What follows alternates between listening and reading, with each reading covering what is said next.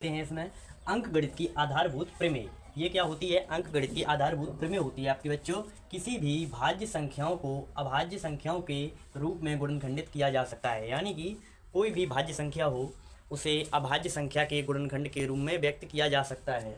जैसे हम मान लें, सबसे पहले आप देख लीजिए, यहाँ पर है भाज्य संख्या। आपको बता दें कि भाज्य संख्या क्या होती है।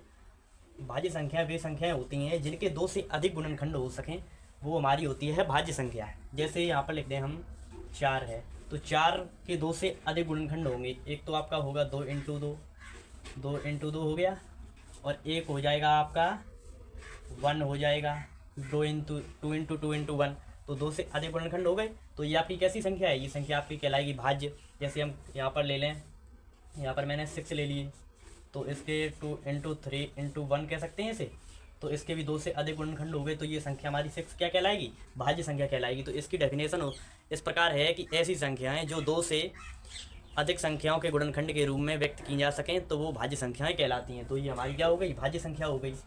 और मेरी जो प्रमेय है वो क्या कह रही है? किसी भी भाज्य संख्याओं को अभाज्य संख्याओं के गुणनखंडित किया जा सकता है, यानी कोई भी भाज्य संख्या होती है उसे अभाज्य संख्याओं के रूप में व्यक्त किया जा सकता है। और तो अभाज्य संख्या हमारी क्या होती है? अभाज्य संख्या होती है बच्चों हमारी। तो आपको मैंने भाज्य संख्या बता दिया बच्चों की भाज्य संख्या हमारी क्या होती है। अब देखते हैं कि अभाज्य संख्या हमारी क्या होती है। तो अभाज्य संख्या बच्चों होती है जिनमें स्वयं से भाग चला जाए, यानी ये संख्या जैसे हम यहाँ पर ले लें 3, तो 3 में स्वयं से भी भाग चला जाएगा, यानी 3 से ही 3 से काटेंगे तो ये भाग चला गया, तो हमारा कितना आएगा? 1 आएगा। तो हमारा 1 आ गया, यानी स्वयं से भाग चला जाए और 1 से भाग चला जाए, जैसे 3/1, तो इसका भी आंसर 3 होगा। तो ये 3 संख्या है हमारी, इसमें स्वयं से भाग जा रहा है और 1 से भाग जा रहा है, तो ये संख्या हमारी कैसी कहलाएगी? ये संख्या हमारी अभाज्य कहलाएगी। ऐसी संख्या, इसकी डेफिनेशन इस प्रकार कह सकते हैं कि ऐसी संख्या जिनमें केवल स्वयं से भाग जाए और 1 से भाग जाए, यानी इसमें स्वयं से भाग जाए। जैसे 7 ले लिया हमने, तो 7 में किसी का भाग नहीं जाएगा, एक तो 7 में 7 का जाएगा और 7 में किसका? 1 का भाग जाएगा। तो ये संख्याएं हैं हमारी, ये संख्याएं कहलाएंगी अभाज्य संख्या। जैसे हमने ले लिया यहाँ पर 11 ले लिया, तो 11 में भाग 11 का जाएगा, यानी स्वयं का जाएगा। जो संख्या है वो 11 ही है, तो 11 का ही भाग जाएगा, और 1 का जाएगा, यहाँ पर 1 का भाग जाएगा, तो 11 हो जाएंगे। तो ये संख्याएं होती हैं हमारी अभाज्य संख्या, जिनमें स्वयं का भाग चला जाए और 1 का भाग चला जाए, वो संख्याएं होती हैं हमारी अभाज्य। तो इसमें क्या कहा गया था? किसी भी भाज्य संख्या को, मान लें कोई भाज्य संख्या है हमारी, जैसे 18 है। अब 18 भाज्य संख्या क्यों है?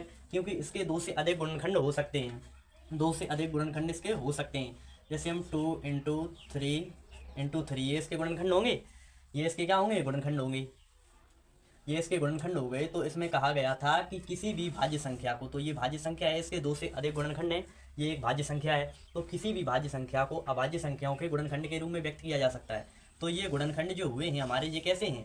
ये सारे के सारे हमारे तीनों गुणनखंड अभाज्य हैं। क्यों अभाज्य हैं?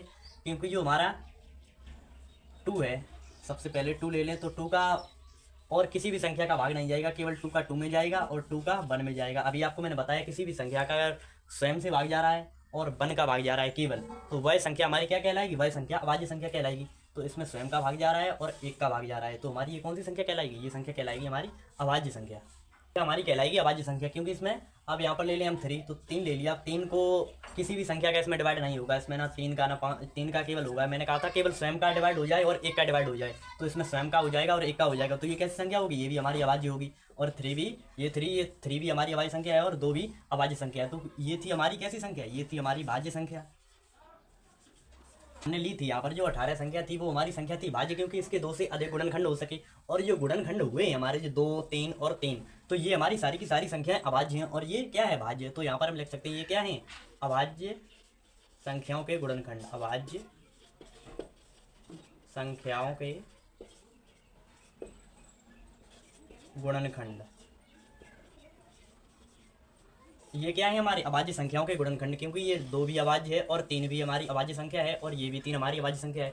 तो यही तो इस प्रमेय में बोला गया था कि किसी भी भाज्य संख्या को अभाज्य संख्याओं के रूप में गुणनखंडित किया जा सकता है। तो ये हमारा हो गया कि ये एक भाज्य संख्या थी 18, और इसे मैंने अभाज्य संख्याओं के गुणनखंड के रूप में व्यक्त कर दिया। अब जैसे एक और हम भाज्य संख्या ले लें, जैसे मैंने यहाँ पर 8 ले ली। 8 हमारी संख्या कैसी है? 8 संख्या हमारी भाज्य है, क्योंकि 8 के 2 से अधिक गुणनखंड हो सकते हैं, 2 इंटू 2 इंटू 2। तो ये हमारी किसके? 8 के गुणनखंड है। तो 2 से अधिक गुणनखंड हुए, तो ये हमारी संख्या कैसी हुई? 8 हमारी संख्या हुई भाज्य। जब ये भाज्य संख्या होगी तो 2 और 2 और ये 2, ये कैसी संख्या है हमारी? ये अभाज्य संख्या है। कैसी हैं? अभाज्य। अभाज्य संख्याओं के गुणनखंड। ये क्या है हमारे, ये हैं अभाज्य संख्याओं के गुणनखंड। ये दो भी अभाज्य है और ये दो भी और ये दो भी, सारी की सारी संख्या कैसी हैं हमारी, अभाज्य संख्याएं। तो ये हमारा इसमें निश्चित हुआ कि किसी भी भाज्य संख्या को अभाज्य संख्याओं के गुणनखंड के रूप में व्यक्त किया जा सकता है। उसके गुणनखंड करके उस संख्याओं को लिखा जा सकता है अभाज्य संख्याओं के गुणनखंड में। किसी भी भाज्य संख्या को अभाज्य संख्याओं के गुणनखंड के रूप में व्यक्त किया जा सकता है। ये थी हमारी अंकगणित की आधारभूत प्रमेय। ये हो गई